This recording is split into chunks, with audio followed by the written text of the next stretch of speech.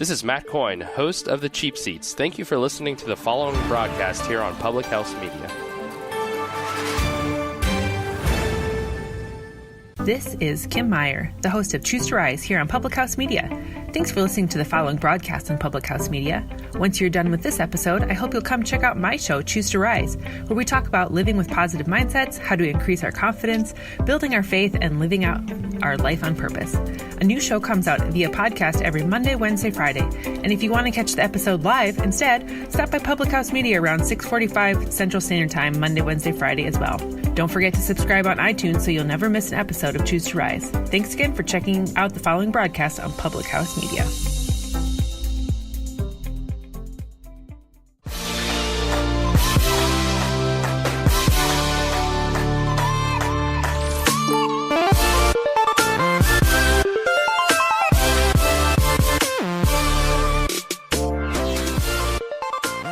What's up, guys? I am seriously so excited that you are here.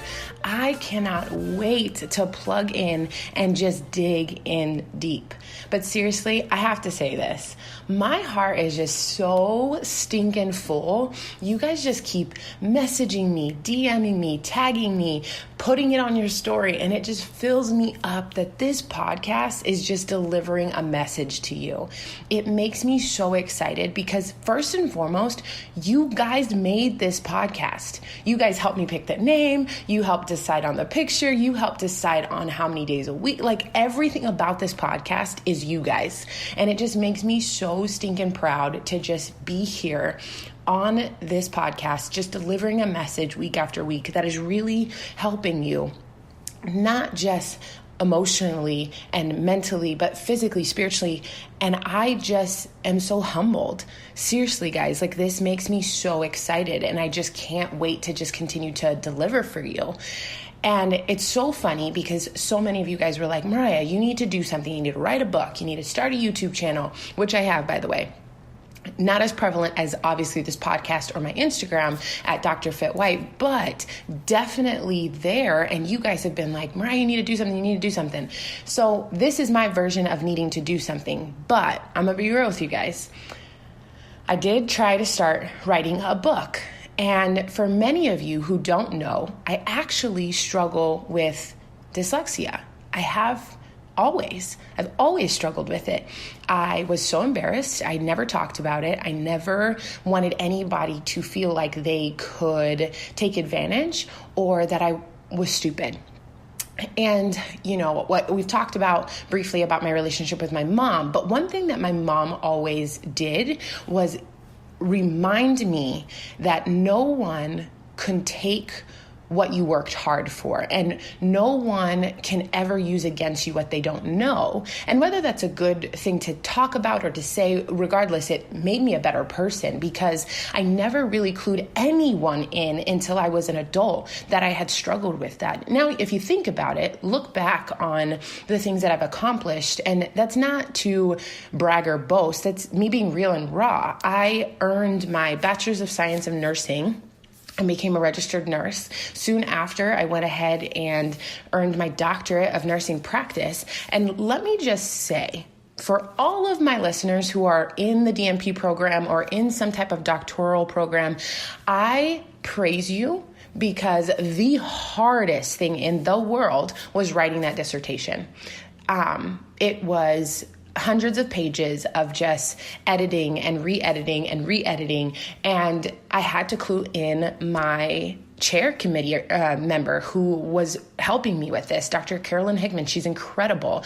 She's a wonderful neurology pediatric nurse practitioner at Phoenix Children's Hospital. And she is amazing. And she was so kind and so patient. And that woman spoke so much life into me because she knew I had to tell her.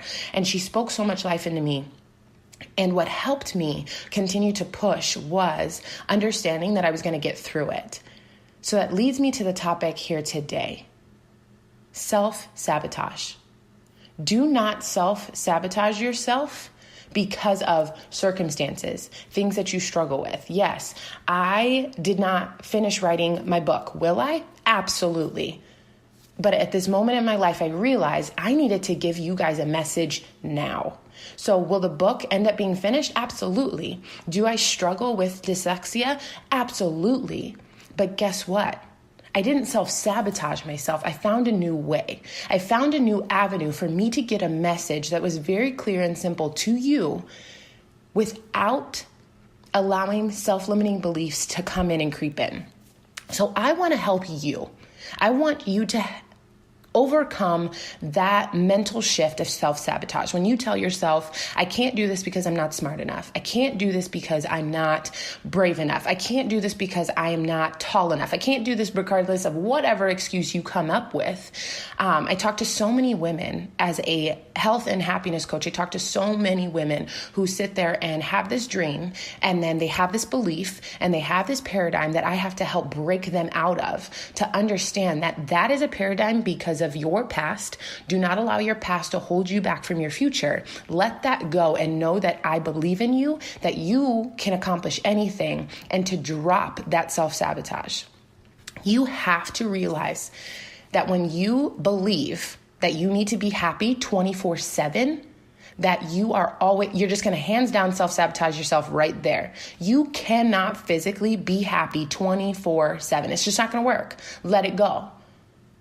But don't throw a pity party because you feel unhappy. Feel unhappy for a second.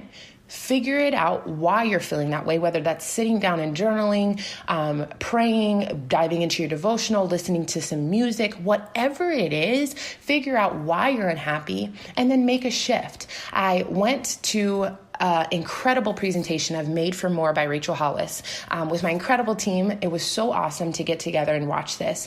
And she sat there and she said, same you, new mood. And she'd go clap really quick. She'd go, same you, new mood. Bam, let's go. So it was a shift.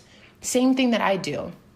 When I talk about, hey, use those 5 I am statements. When I sit there and I'm like, man, I really feel unhappy. Why? Because I feel rejected. I feel like I'm not enough. I feel like I'm constantly giving and people aren't reciprocating that same feeling. I'm like, Mariah, cut it. I am wanted. I am needed. I am loved. I am more than enough. And I am worthy. Stop it right now. And I make that mindset shift. I know that I can completely take control of my feeling and feel everything, whether that's happiness, sadness, whatever it is. I can take control of my absolute feeling. And that is how you take control back on self-sabotage. You just stop believing that you have to be happy 24/7. Do not throw a pity party about it. Make a quick mindset shift and then take control of your feeling. Accept that it's a part of your life. Accept that it's life. You're going to have your ups. You're going to have your downs. One of the incredible things that was ever told to me, seriously, was never be too high and never be too low. Be even keel so that when things empower you, you're empowered and you go up. When things kind of are hard, you know that it's hard for a second and you bounce back up. So just having an even thought process and even feeling throughout the day, and know that when things inspire you, get excited. When things make you happy, get excited. And when something is hard, it's okay. New mood, same you. Get out of it. The next thing is understand that you have to show up regardless. That's another thing that is so empowering about self-sabotage. It will cause you to not want to do anything anymore. It'll cause you to just stop. It'll stop you in your tracks and you're going to be like, nope, not getting out of bed. Nope, not doing that. Nope, not doing that. And how do I know this? Guys, I talk to you all the time about it. I struggled with depression. I struggled with anxiety. I struggled feeling like I did not want to be here anymore in this life. So I had to show up. I had to show up regardless of anything. I had to overcome rejection. I had to overcome feelings of neglect or abandonment or just feeling like I wasn't enough. I had to overcome that. And how did I do that? I had to show up. It's so funny because people now sit there and they're like, Mariah, we had no idea you went through a divorce. We had no idea. I still have people to this day be like, oh, how are you and your husband? And I'm like, where have you been? Do you not actually read my posts? I laugh about it. There's nothing wrong with it, but it makes me One, just realized that no matter what, I showed up. People knew that I was consistent. They knew I was going to work out. They knew that I was going to deliver a message. And they knew that I was overcoming the self-limiting beliefs that I wasn't enough because I was going through that divorce. So what that showed me is that even though in the hardest times of my life, I talk about it, 2017 rocked my world. Even though I was trying to get my doctorate, go to school full-time, working full-time, and going through divorce, I showed up regardless. I had a belief that if I continued to show up and be consistent, that I was gonna overcome this. And procrastination worsens sabotage for sure.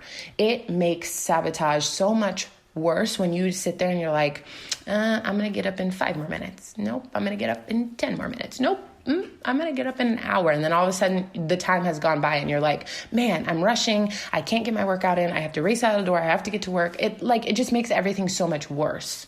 So when you're sitting there and you feel like you don't want to show up, I'm going to tell you right now, put your 2 feet on the floor. Realize that the devil has now been like, crap, she's up. Because seriously, guys, if you decide to show up, that's when you make moves. Regardless of what's going on in your day, show up. And then realize that when you decide to show up, you're actually like #winning, right? You're winning. You're taking control of your life. And when you win, you fuel more win. When you sabotage and you pull yourself down and you're telling yourself that you can't do something, what does that fuel? Think about it. Like every time you have that negative thought, you just like go to this like rabbit hole. You're like, okay, I'm not smart enough. I can't do this. I'm dyslexic. Man, why does everybody leave? Why does everybody feel this way? Why do I have abandonment? Why did my mom reject me? And it's this constant rabbit hole where you go down and go down and go down. Guess what? 3 years ago, it was a constant rabbit hole that caused me to hold that gun in my hand. I refuse to go back to that rabbit hole. I'll say a couple of inner mean girl things and then mute. And she's quiet and I'm like, I am loved, I am wanted, I am needed, I'm more than enough, and I am more than worthy. Let's make this happen. Get up, Mariah, right now and make this happen. It's a simple mindset shift. And that's what I want you to do right now. I want you to find something that you can hold on to that is a quick clap, if you must, like of a snap of your fingers, like bam, okay, I have this feeling, I'm self-sabotaging myself. How do I get out of it? Bam, I'm going to make this happen. This is my statement. It could be, I'm unstoppable. I'm amazing. It could be something as simple as, dream big, dream bold. I'm enough. Choose life every single day. Whatever it is, that phrase, choose happy, whatever that phrase is going to be for you, I want you to write it down. And that's your go-to. I have mine. Use mine if you need to. Those 5 a.m. statements, I tell you guys them all the time because they are so stinking powerful. Use them. When you give up on self-sabotage, you will truly change your life. So that's what I want you to think about right now. What do you believe right now in your life that is sabotaging yourself from your best life? What thoughts do you have that are interfering with your life? How is this holding you back? You have a future and a hope. You have a life that you are supposed to be living because you were made for more. What is holding you back? That's your homework. I want you to think about what is holding you back. What are your dreams? What do you want? And what is standing in your way? Because soul sister, I promise you, you have moved bigger mountains in your life. Reflect right now. What has been hard? What has been tough? What have you overcome? And realize this one simple thing. You didn't die. Suicide tried to take my life, but I didn't die. Divorce tried to hold me back, but I didn't die. My mom abandoned me, but I didn't die. I grew up and I had to struggle with times in my life where I was homeless, where I didn't know what I was going to do, but guess what? I didn't die. Those are some massive mountains, my friend. And I didn't die. They moved. I moved them. Think about what you have gone through. Were you sexually assaulted? Were you abandoned? Were you homeless?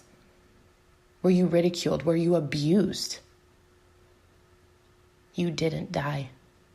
But it's time to either overcome that mountain because you haven't yet, or realize that that mountain has been massively moved, and now this thing that is standing in your way, that is holding you back, that is sabotaging you from your best life, it's time to overcome that mountain. You are enough. That mountain has nothing on you. Realize that you are a freaking warrior and climb that mountain. So what do you believe right now that is holding you back? What are you using to sabotage yourself? What thoughts are interfering with your life? Write them down and declare them as null and void. Those mountains are about to move. Find your powerful statement that every time those thoughts, every time you allow sabotage to come in your way, you're going to say this powerful statement, and you're going to realize that you're going to continue to move that mountain. And then soon, that mountain isn't even going to be in sight. And the only way you'll know that that mountain was climbed is you'll turn back and you'll say, wow, I have overcome so much and I didn't die. Guys, I love you. Do your homework. I promise you it works. Dig in deep, and I'll catch you next week.